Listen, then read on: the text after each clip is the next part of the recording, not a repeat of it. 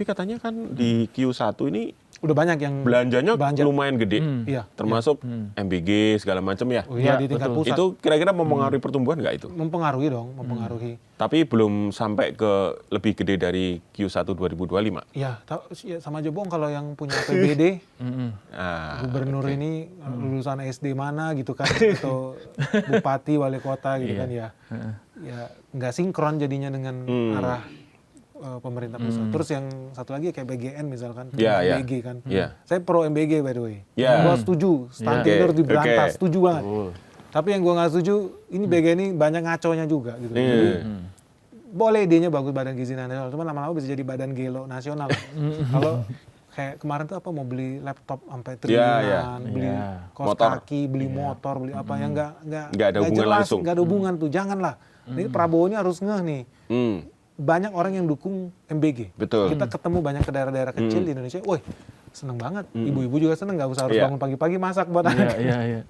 Banyak yang happy. Cuma kenapa beritanya banyak yang buruk? Implementasinya memang banyak yang kacau. Nggak semuanya kacau sih. Gue udah ketemu banyak dapur yang bagus, SPPG bagus, proper, iya. Tapi suka nggak suka, memang implementasinya banyak yang belum bagus. Masih banyak yang perlu diperbaiki. Iya. Nah, ini harus ada auditor, harus ada orang yang ngawasin. Karena dana independen ya Bang? Independen. Karena dananya gede sekali. Dananya gede sekali. Ratusan triliun, 300 ya? 300 sekian. Bukan karena negative thinking, bukan. Tapi karena kita pengen programnya berhasil. Jadi pengawasannya harus jalan. Gitu. Harus ketat ya? Harus ketat. Karena kalau berhasil akan berdampak kepada ekonomi Indonesia juga ekstrim, kan? Iya. Langsung ke petani sayur di bawah. Supir, driver angkotnya, pick-up-nya, tukang masaknya, tukang cuci piringnya. Wah, banyak itu. Perputaran ekonomi jelas. Iya, drastis. Duit sekian triliun tiap hari berputar ke bawah. Iya. Hari ini Bang, ada kuat sekali isu tentang reshuffle. Kira-kira kalau reshuffle harapan investor kayak apa ini? Waduh. Kita nggak berbicara politik nih, kita nggak politik praktis nih. Tapi ya tadi ya, mungkin kalau seandainya bicara soal reshuffle itu, ada beberapa nama lah kementerian yang mungkin harusnya segera direformasi lah isinya ya. Kalau menurut gua nih, ini personal banget ya. Yang oke, menurut saya Amran, udah jelas lah. Amran oke banget. Buktinya ya swasembada pangan. Purbaya oke. Menteri Kesehatan, ini menurut gua juga oke. Kalau yang lain jujur gue nggak kedengeran juga sih ya. Siapa menterinya gue juga ditanya mungkin nggak tahu kan. Nah itu yang harus benar-benar dicek. Yang paling menurutku paling namanya dunia investor ya. Mungkin berharap gue jawab menteri apa, tapi gue jawab agak lain. Menurut gue dari sisi investasi. Menteri yang harusnya membangun perspektif publik yang netral. Yang tidak menakut-nakuti. Tidak nakut-nakutin. Itu ya jawab sendiri kementerian apa itu yang harusnya direformasi. Karena itu yang paling penting, sentimen. Lah kalau sekali buka medsos isinya Indonesia gelap. Buka yang ini Indonesia bubar. Indonesia apa? Indonesia. Nah, hancur udah. Selesai gitu. Kita nggak usah ngomong kementerian yang lain ya. Ini baru ngomong persepsi. Yang ada besok orang turun ke jalan demo semua. Padahal mungkin nggak sekacau itu. Mungkin tidak separah itu. Tapi sayangnya kita kalah di bisnis propaganda. Itu kelemahannya kita. Kita kalah di bisnis propaganda. Pemerintah tidak paham. Akibatnya banyak yang turun dan cawe-cawe di situ. Oligarki main, oligarki lokal, oligarki luar main, negara luar juga main gitu loh. Artinya memang ada kekosongan di wilayah itu. Di wilayah itu ada kekosongan sehingga mereka bisa supply itu. Karena demand-nya ada. Jadi ada sesuatu yang kosong kemudian orang liar semua di situ ya. Liar. Narasinya jadi liar. Sehingga nggak karu-karuan. Bukan duit yang kecil. Iya, LSM bisa dapat $5 juta. Karyawan cuma 11 orang. Wah, gede banget ada itu. Yang dapat $7 juta gitu. Iya.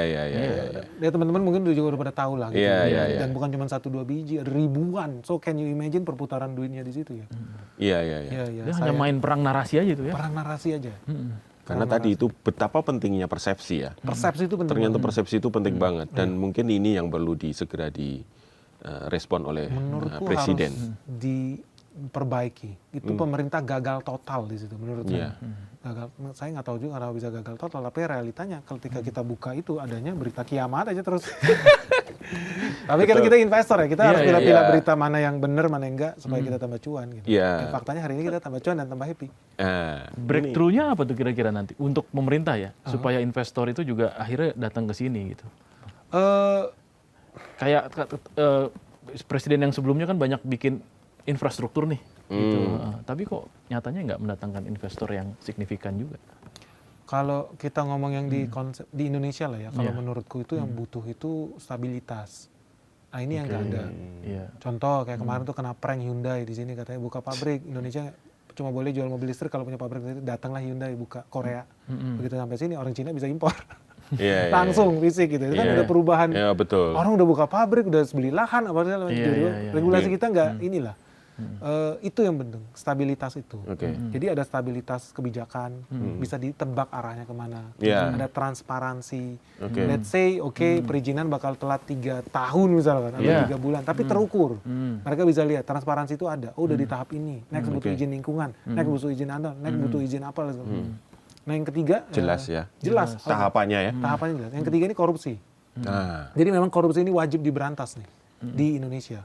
Ini 3 sinyal ini begitu kita bisa lakukan, ekonomi kita bisa melesat tinggi. Nah teman-teman banyak yang kurang ini juga lah, bilang korupsi ini akarnya banyak banget. Nggak bisa orang serta-merta korupsi diberantas. Cina aja hari ini per bulan itu ya, mereka itu hukum koruptor itu sekitar 20 ribuan lah. Per 20 bulan. ribu? Iya. Ya penduduknya kan miliaran. Iya. Banyak banget nih. Kita bayangin 20.000 koruptor orang gitu loh. Ya karena penduduknya berapa kali lipat kita gitu. Per bulan. Tapi 20.000 orang yang dia periksa, yang dia masukin penjara, saking banyaknya di sana. Bukan artinya dia bersih dari koruptor, enggak. Banyak memang yang dia sikat gitu loh. Tapi kenapa ekonomi dia bisa maju? Artinya kan korupsi di situ ada, ada. Mungkin ada yang dibiarkan sama negara, mungkin karena sejalan visi misi demi kepentingan bangsa, kepentingan lebih besar dibiarkan. Begitu lu nggak sesuai diberantas, ya oke, jadi kayak pilih-pilih, ya that's okay. Tapi kenapa investor tetap invest di Cina dengan segitu banyak korupsi, ideologi komunis, padahal kapitalis senangnya yang liberal katanya, tapi malah dunia masuk ke Cina, nggak masuk ke negara demokrasi Indonesia. Ternyata yang dia butuh dari Cina kepastian itu jelas, kepastian ya, kepastian. Pemerintah pusat bilang A, sampai kepala lurah, desa, camat A. Semua sama. Iya, di sini enggak. Nanti ada pergub ini bilang B. Peraturan bupati bilang C gitu. Peraturan wali kota bilang beda X lagi. Gitu. A, B. Wah, udah selesai lah bubar. Kepastian itu penting. Makanya kalau dari urutan itu menurut saya itu. Ada stabilitas itu, kepastian, ada transparansi. Yang ketiga ini korupsi. Korupsi di negara manapun ada, tapi yang penting itu bisa di-manage lah, manageable. Iya. Kalau sekarang yang terkait korupsi ini ya, ada di internal beberapa kementerian itu ada pencopotan dirjen-dirjen nih. Ada di Kemenkyu ada 2 dirjen, terus Kementerian Perumahan 2 dirjen, Kementerian PU 2 dirjen. Itu kira-kira menimbulkan persepsi baik nggak bahwa birokrasi itu sedang dibersihkan gitu? Kalau menurut saya iya.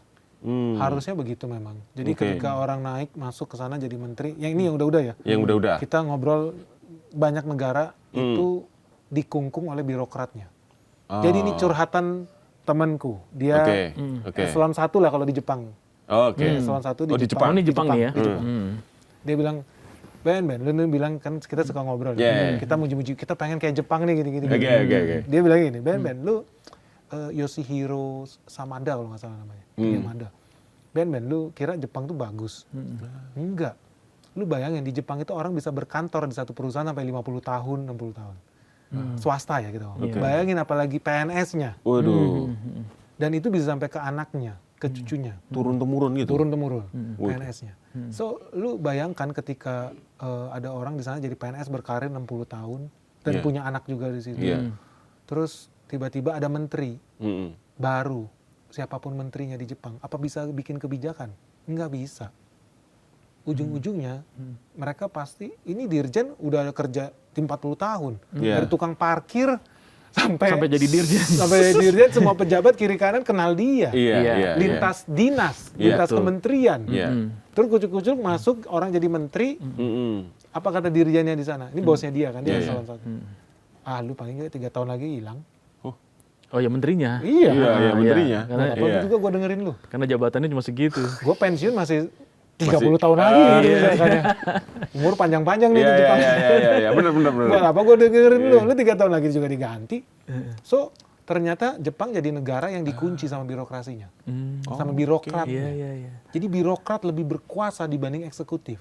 So siapapun yang jadi presiden, siapapun yang jadi menteri, nggak bakal gerak. Nah sekarang kita lihat Jepang ya stagnan, bahkan tambah nyungsep pasti. Yang maju di sana PNS-nya. Dan lebih kacau lagi karena dia udah bertahun-tahun nih, misalkan dia jadi PNS di bidang perindustrian lah misalkan, atau perhubungan lah, Kementerian Perhubungan di Jepang, udah berpuluh-puluh tahun. Begitu pensiun apa yang dilakukan? Dia di-hire sama oligarki sana. Untuk mengawal jadi kepentingan direktur dia. apa atau komisaris apa. Pertanyaannya ketika besok tiba-tiba Jepang pengen punya program mobil listrik, subsidi mobil listrik, marah nggak oligarki otomotif di sana? Ya marah lah pasti. Marah. Pasti. Akan meeting dong CEO-nya, direkturnya, dengan orang kementerian. Yang junior dia, direkturnya kan pensiunan sana. Lu kan anak buah gua. Dulu. Lu dengerin kata siapa nih? Pasti dengerin kata ini dong, mantan bosnya. Jadi terjebak sama birokratnya rumit sendiri. juga di Jepang ternyata ya. Rumit. Dan memang dia udah meramalkan Jepang tambah nyungsep. Kita ngobrol tuh dari tahun 2009 tuh. Dan ya memang faktanya tambah nyungsep. Berarti kuat sekali ya pengaruh birokrat di sana. Betul. Nah bisa bayangkan Indonesia. Yang cita-cita 90% manusianya adalah jadi PNS.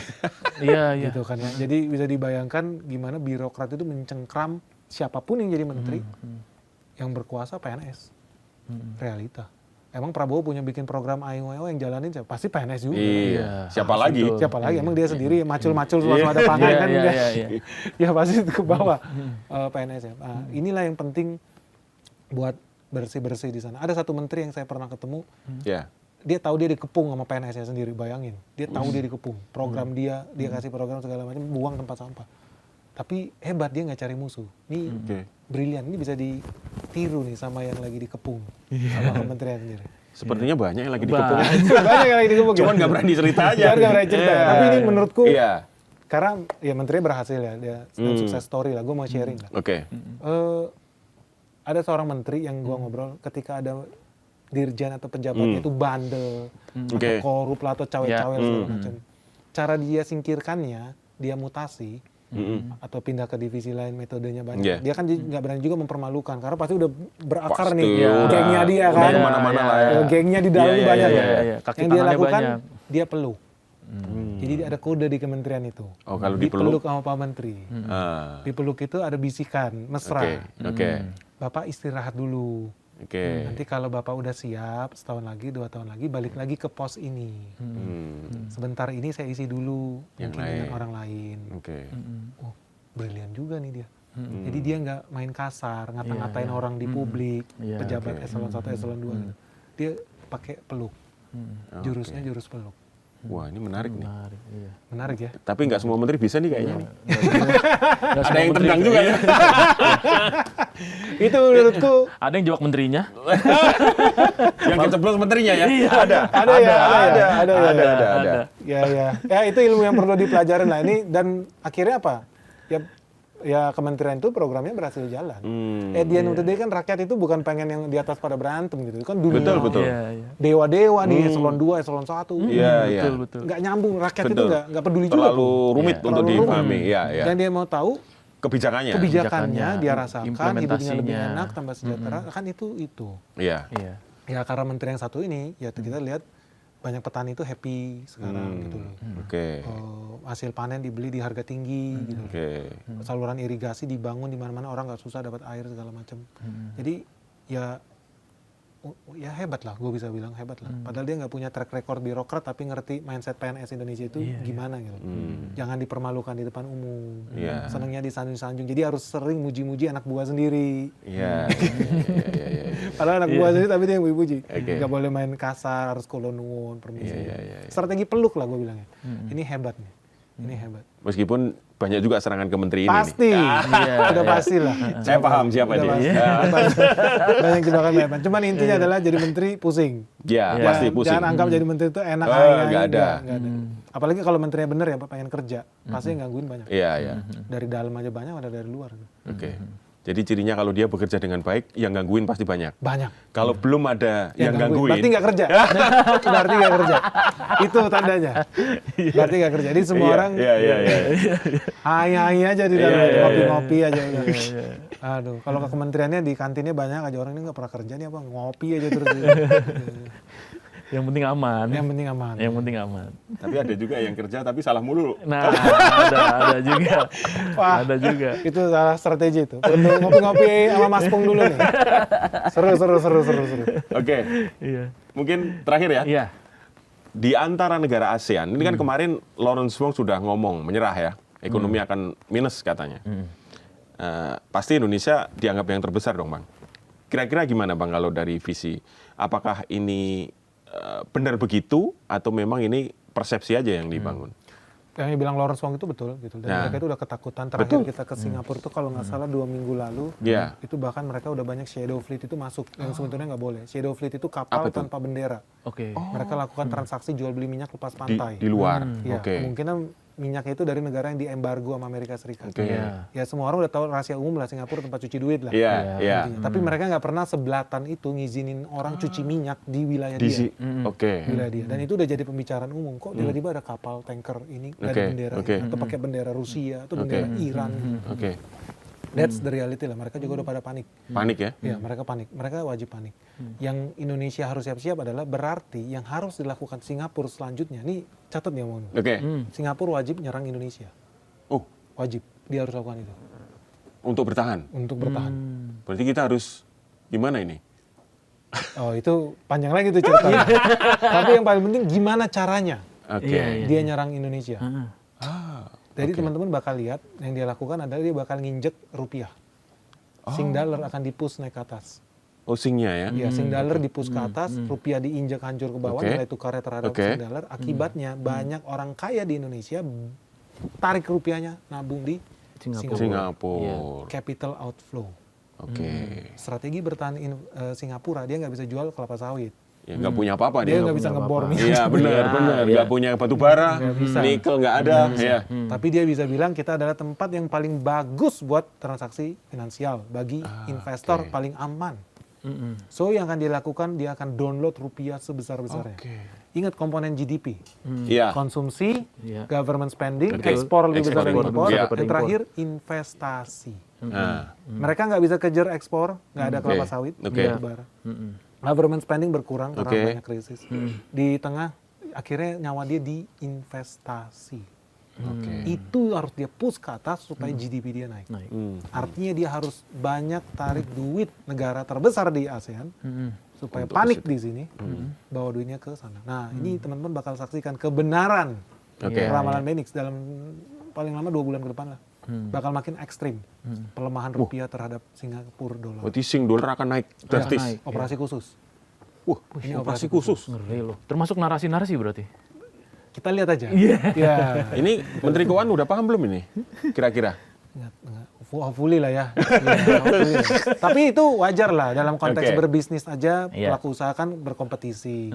Dalam konteks perusahaan swasta kan saling berkompetisi. Dalam konteks bernegara, mereka juga berkompetisi. Malah jadi aneh kalau Singapura nggak nyerang, konyol. Ya, dia harus lakukan itu, dia harus lindungin rakyatnya. Dia harus naikin GDP dia. Punya proksi nggak Singapura di sini? Banyak ya? Iya, banyak. Jangan khawatir, oversupply. Pengkhianat bangsa itu oversupply di sini. Iya. Kirain sedikit, hanya oversupply. Ternyata banyak. Aduh. Seru. Luar biasa. Menarik sekali. Nanti mungkin kita undang lagi setelah ada pergerakan serangan-serangan baru. Siap. Setelah ada serangan dan teruji. Iya, betul. Oke, terima kasih Mas Benik atas waktunya. Bang Benik. Kita nanti ngobrol-ngobrol lagi ya, lebih detail karena waktunya udah mepet banget ini. Siap. Kita sudahi dulu, to the point aja. Sampai jumpa. Assalamualaikum warahmatullahi wabarakatuh.